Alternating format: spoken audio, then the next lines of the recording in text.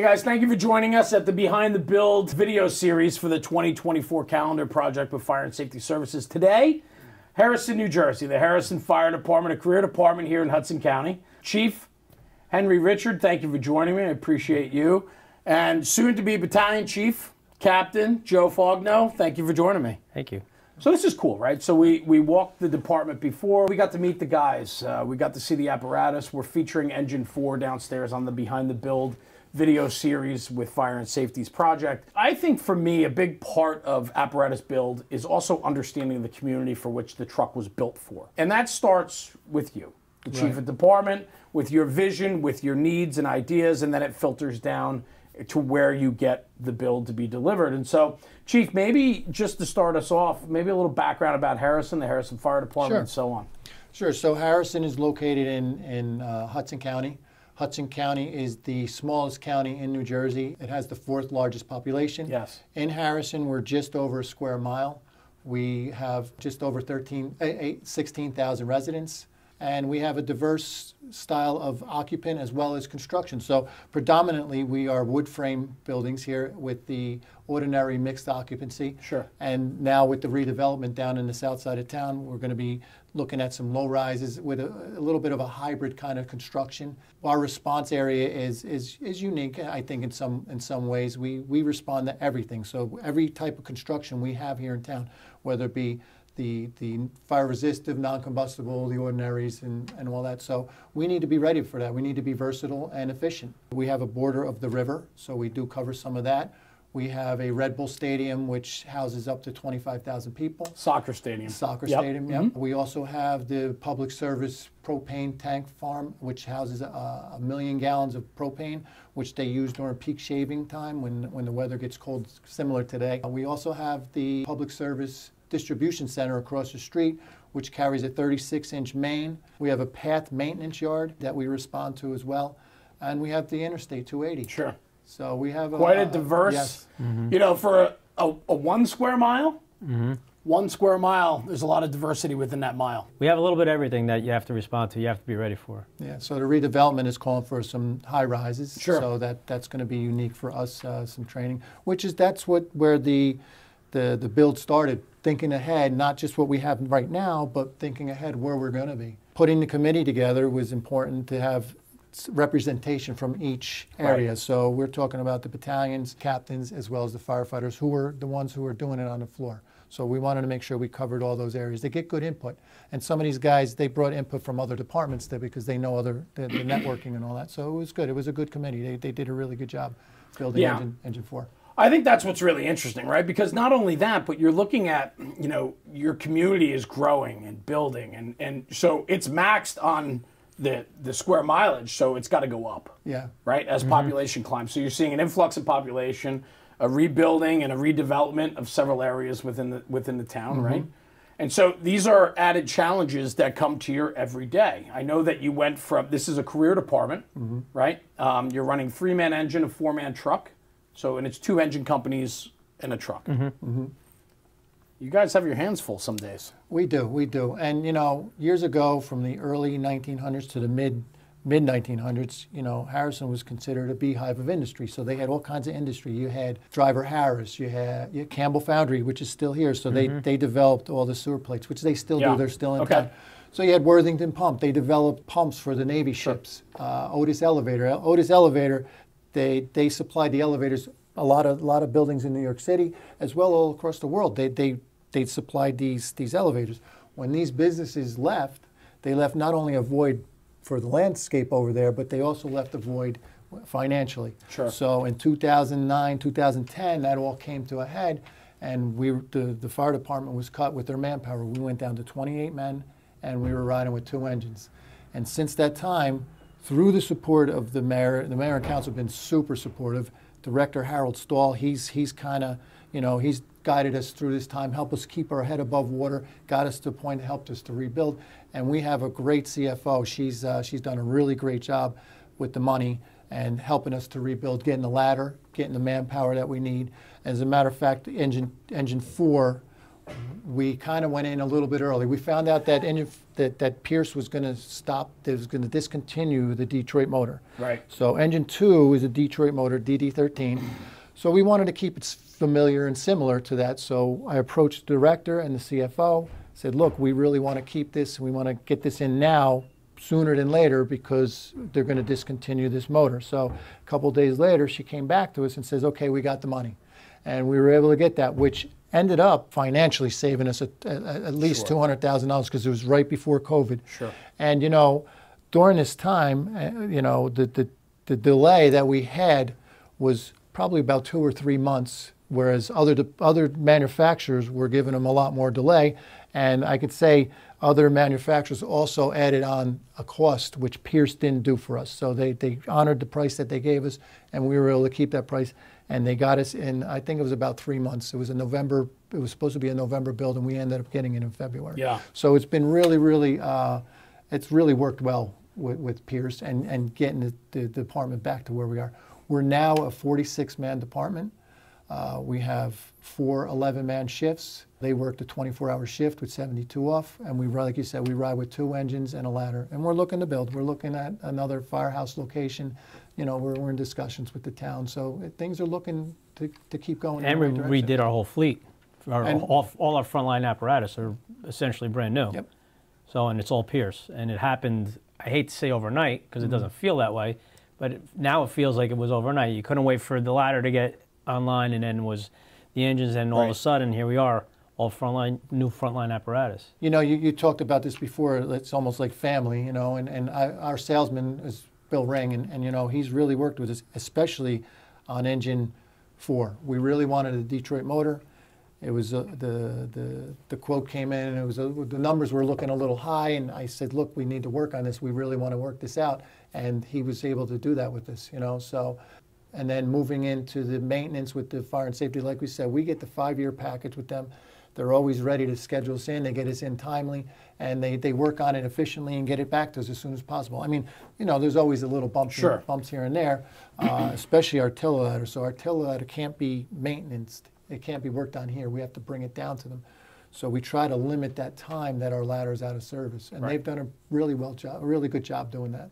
Well, I think, and that's where the importance of relationships come in, right? It's understanding that in a small town like a small dense town like this, going without the TDA is detrimental to the service that you're providing to your citizens. We need to have that truck. The downtime needs to be limited. And it gets wider too, because everyone these days are using mutual aid. I don't care if you're Newark, you're Jersey City, the bigger cities. Everyone at some point needs mutual aid. Hudson County, we have a good mutual aid system. Us and Kearney kind of depend on each other closer because we're so close to each other. There's times that this ladder could be the only ladder on this side of the river. Right. You know, if Kearney's ladder happens to go over there, they have a tower, we have a tiller, it's a good balance. Actually, their deputy up there on the shift that I was working on wanted our ladder in front of the building when they had something, because he felt like it was more versatile than their bucket. So, yeah, you can't really be out that long because you don't know what the next town over is going to have. Yeah, for sure. And it should be said so people understand, because people from all over the country will be watching this. You guys are in the shadow of New York City. Across the river from New York City, you have Jersey City to one side, Newark to the other.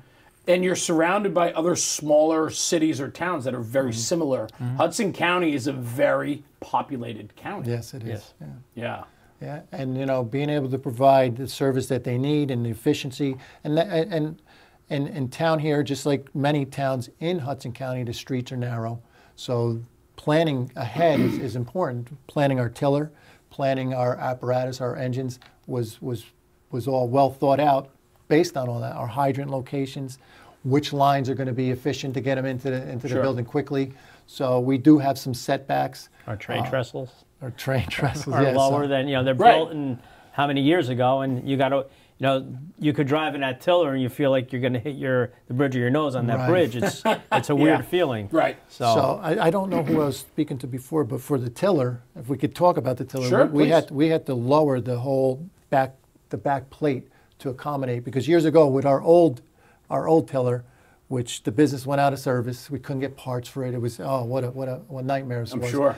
So that helped facilitate getting the Pierce that we have now. So they had to lower the platform in the rear because the tiller compartment needed to stay, the size of it needed to stay the same. So the previous one, they cut the roof off of it. We had problems with guys bouncing around back there that wasn't good. I'm sure.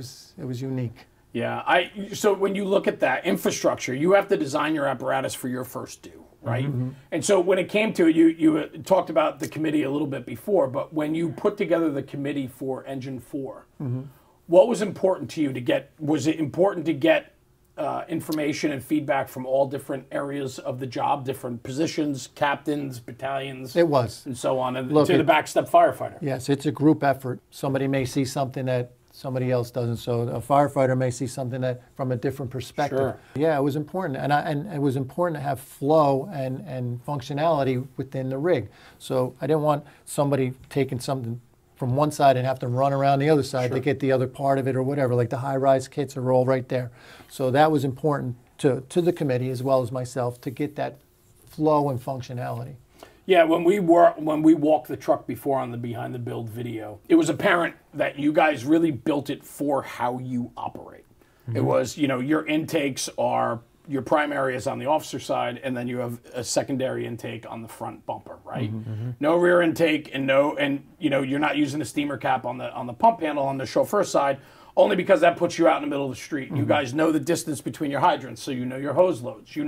So it was all these things that as we walk apparatus, you can tell when a committee is really well put together, and the build reflects what the first due area requires. And so here, it's an urban setting. You got street parking, double parked cars. Mm-hmm. You're running a TDA, so obviously, streets are tight. It just paints a really, accurate picture of what you need here, and that the engine certainly represents that. Well, thank you. I think we really wanted a rear intake at some point, and when we sat here and we tried to work it out, and it just didn't play out because it would have been something different. There was definitely a call for it, but it didn't play for us. Right.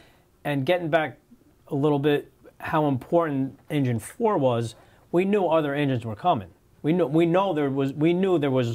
had good confidence that more stuff was coming. Sure. And we wanted to mirror as much as we can, so we don't want to make any mistakes with Engine 4. Right. So it was more pressure with that than Engine 2. Yeah. And Engine 2 helped the process of Engine 4 as well. The things that we said, well, maybe we could have done this a little differently. That always happens. Yeah. Yes. Right? Yeah. There's always going to be that one or two things that should have done that differently. Right. Yeah. But for the big parts, like where your intakes are and all that, that's major stuff. Yeah. You forget you're on the wrong engine, you have an intake at a different spot. It's, you don't want to mess that one up. And familiarity between the two rigs, that was important. Yeah, standardization matters, right? Yeah. When you're on the fire ground and we need muscle memory. I mean, we need standardization if we can across the board so that we can plug and play. Because I know here you guys can cross the floor. You can have guys from the engine go to the truck, and the truck can go to the engine. So it's important that there's some standardization within.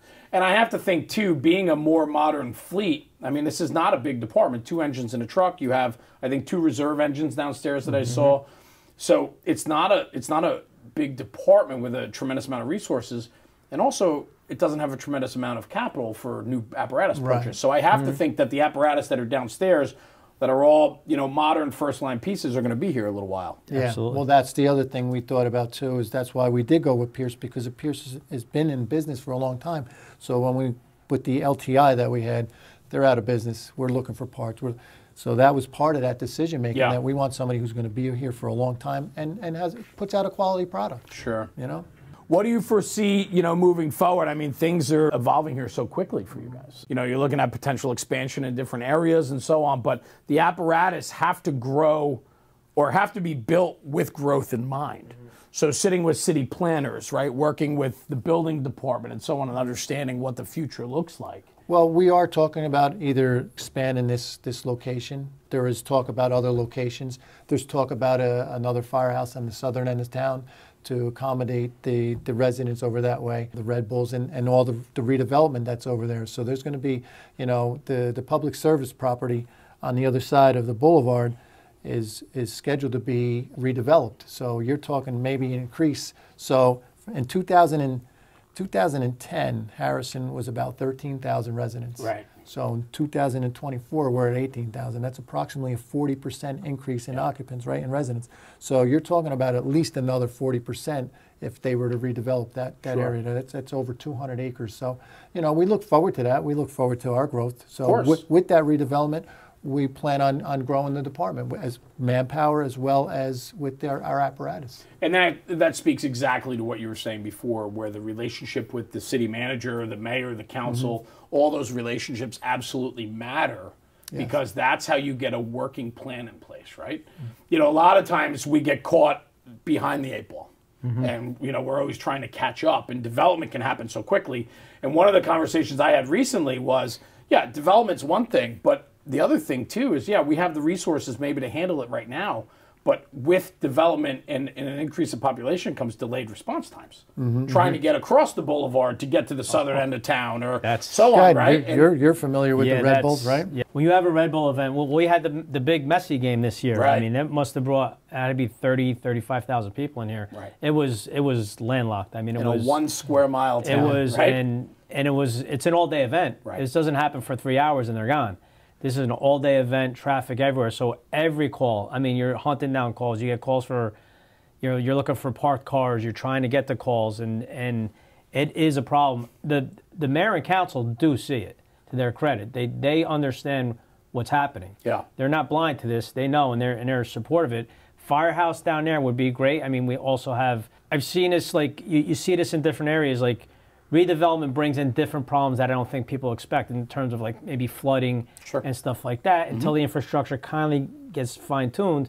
So it's could hold us back a little bit, but we want to do it. We want to do it right. You know, you want to talk about a number, which is talk about how many people come into town, right? So at one point, Harrison's residents were about 14,000 people during the night. And the workforce here, with all it was a beehive of industry, with all the industry here.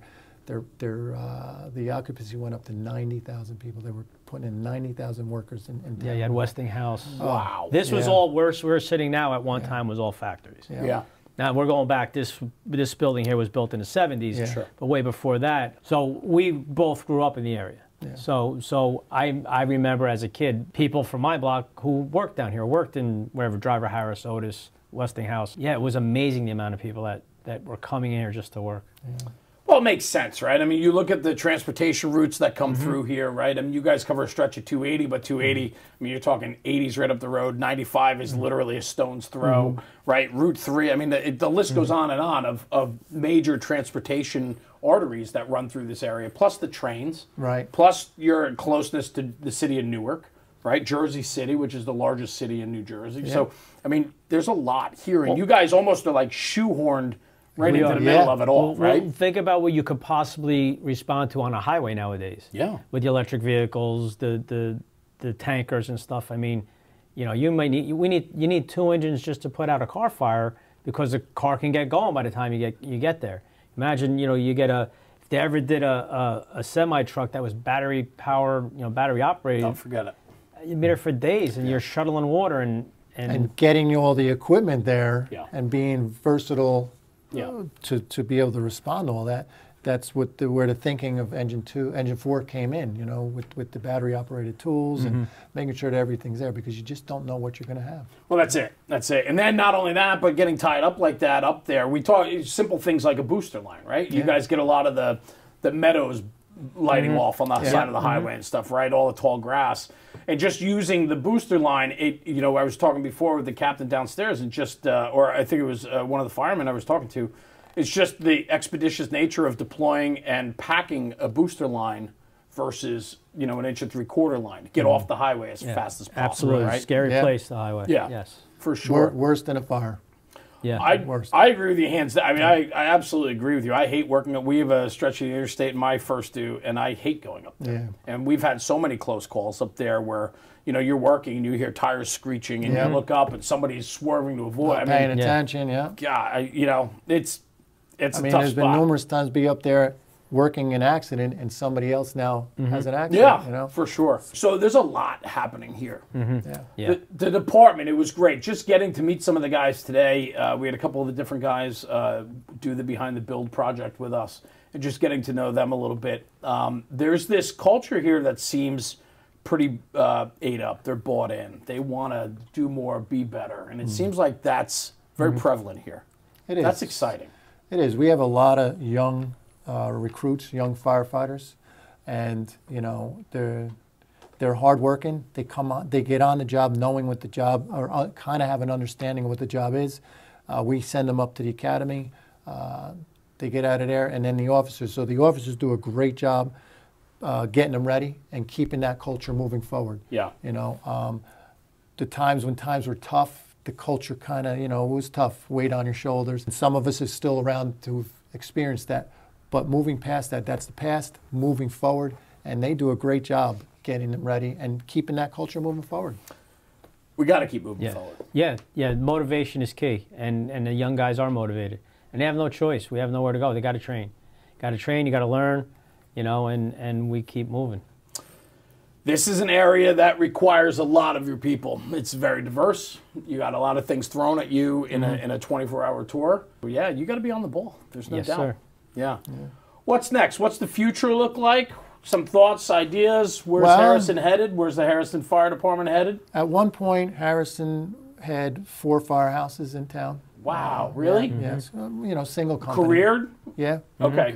Do you know when it was a career department? I'm not sure exactly when it was. Sometime around 1837. With was that far? I know that's when they were volunteer, but I'm not sure. I could get you the numbers. Yeah, I was just curious. Yeah. But it's been a career department for quite a long time. For quite a long time. Okay. Yeah. So we're down to 1 firehouse. Our other location is now used for EMS, which there is a tower bell there. They have a bell in the tower, which we're looking to get. So that's cool. It's from the late 1800s. It was built. It was built in Maryland somewhere, and we're going to be bringing it here. When we bring it down, we're going to bring it here. It has the original fire committee members inscribed on it. So we want to get that down and display it out here. So that's one of history. That's one of the things. We want to do some stuff with the history of the town. And look, I do see a growth. I think another firehouse or a bigger location is in the future. I see we're looking to hire again this year and maybe expand our workforce. So we're looking to get some more new recruits in the academy by April. So, and we're also going to be having some.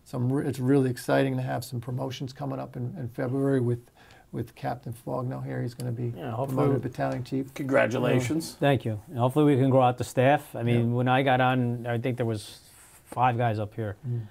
So it was some lean years, but we're bouncing back. And it's all good stuff ahead. I mean, wish list and within 2 years, another firehouse another added company, 3 engines and a ladder would be nice. Piggyback off that in another maybe year or two, maybe get a rescue, which can help out with the 280 situation would be nice. And I think for that week is like the wish list, like the ultimate. For sure. Yeah. But I would be hopeful to see another company in 2 years. Yeah, when I got on the job, it was 62 members for the department, and it'd be nice to get that, and then even add on to that a little bit with the redevelopment that we have here. Well, I think that's it, right? I mean, this area for 1 square mile, what's happening here is it's gangbusters, and you have tremendous growth. And with Red Bull Stadium, which is a very popular venue, I mean, there are thousands of people flocking to that stadium during the season.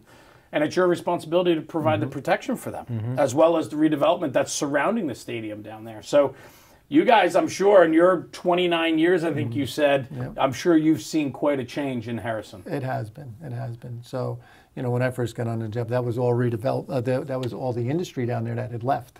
Since then, a lot of it's been redeveloped. There's still some areas down there that need to be redeveloped, and they're working on it. There's plans for that, so it's exciting. If there's property to be developed, they're going to develop it. Yeah, for sure. Yeah.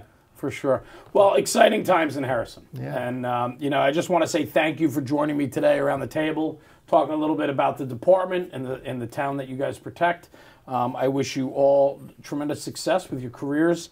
Congratulations, Cap. Thank you. Moving up to the battalion in a few weeks. That's wonderful. It's great news. And Chief, thank you. Thanks for opening your doors and being part of this process. We appreciate it. Thank you for having us. And I have a little thing. So, Please. When the recruits go to the academy and they graduate, I usually say a few words, and I have a little quote at the end. Please. So it's a quote from Mark Bezos. He's a volunteer firefighter in New York. And his quote says, "Not every day is going to offer us an opportunity to save a life, but every day offers us the opportunity to affect one. I love it, and I think it speaks to what's happening here in Harrison. So, Chief, thank you for sharing that. I appreciate you being here. Thank you, Kat. Appreciate you. And thank you to the viewer. Thanks for joining us on the 2024 Calendar Project with Fire and Safety Services. We're here in Harrison, New Jersey. Thanks for tuning in. Thanks for joining us. And follow along as the Calendar Project moves on throughout 2024, each month featuring a new department. So I'm Jeremy with National Fire Radio. Thanks for joining me out of Harrison, New Jersey with the Behind the Department video series. We'll see you at the next one.